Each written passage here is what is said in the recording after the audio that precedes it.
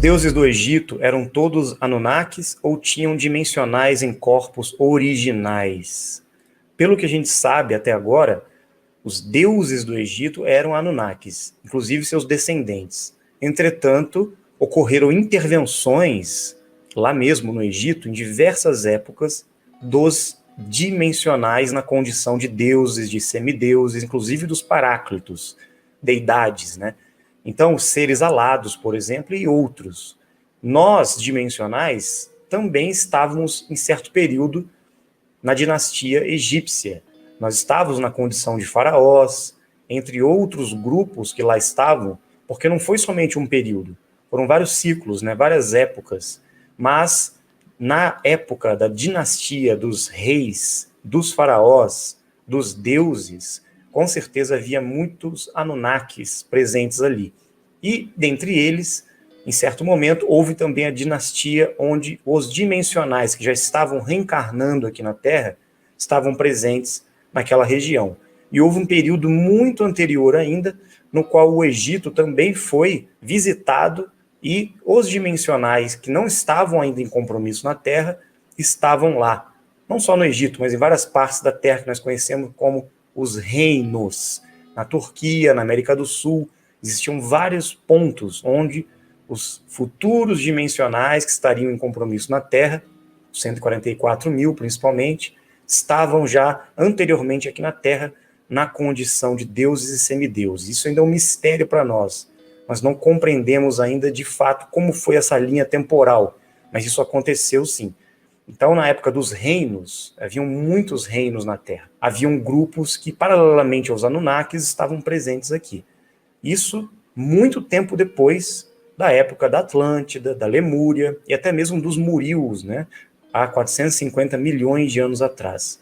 Então, a nossa história é muito mais antiga, não só no Egito, mas em outras partes do mundo também. Qual o significado e a simbologia dos salões de Amente, citados na Tábuas de Esmeralda de Tote, Hermes Trismegistus? Alguma relação com a Atlântida? Sim, a Tábua de Esmeralda apresenta ali algumas informações, né, direcionadas por Tote. Ficou conhecido como Hermes Trismegistus, na Grécia, né? Então, ali na Tábua de Esmeralda tem referências a um mundo intraterreno, conhecido como a Mente, e outras regiões também, só que houve muita confusão na interpretação desses textos que associavam essa região ao mundo dos mortos, ao mundo espiritual, ou que nós podemos entender como o plano intermediário de passagem entre a vida e a morte.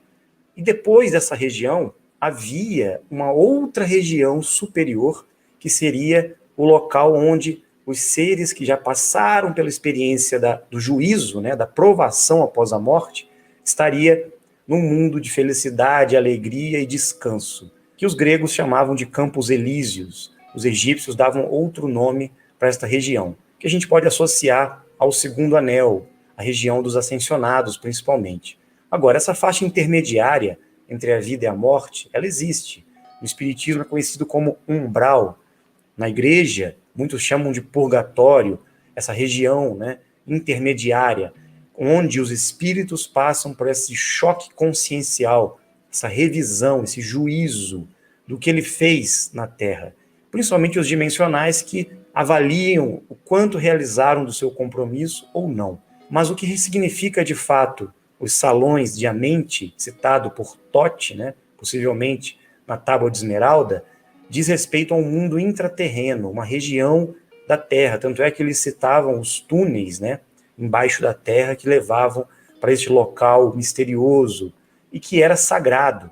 Não era um local negativo, não era o inferno que foi associado a essa região devido à confusão religiosa que posteriormente interpretou esses textos, né?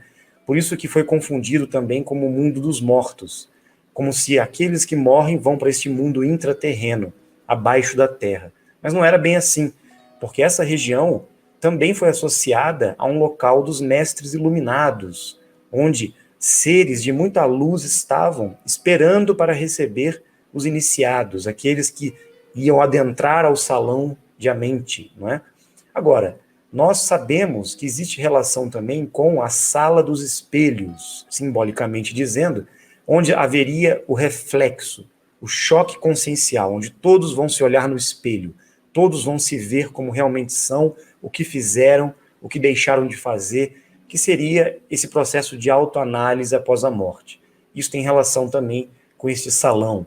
Agora, não houve uma interpretação direta, a gente não pode afirmar que tudo que está ali, não só na Tábua de Esmeralda, mas em outros textos também, não foram distorcidos e estão intactos até hoje. A gente sabe que muita coisa foi manipulada, né?